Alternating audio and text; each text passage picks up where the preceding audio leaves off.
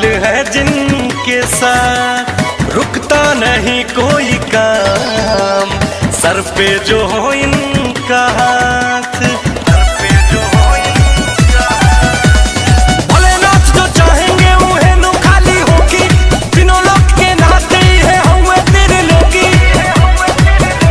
तू अपनी ही धुन बाकी सब की तू सुन, जिससे मिलता सुकून मन मस्ती में होके डोले। बाकी जो भी दुनिया बोले संभाल लेगा बम बोले बम बोले बम बम बोले। बाकी जो भी दुनिया बोले संभाल लेगा बम बोले बम बोले बम बोले।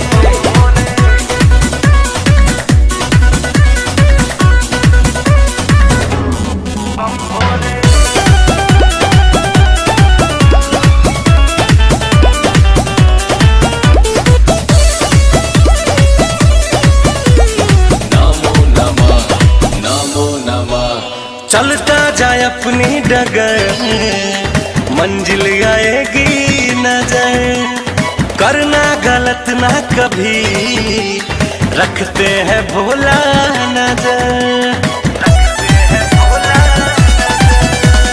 रमना है तो रम जा तू लगा ले शिव में मन, जपना है तो शिव को जप ले अजय बच्चन। ऐसा करना ना रितेश की दिल पे लग जाए ठेस, होगा ना कभी कलेश, तन मन से तू भोले का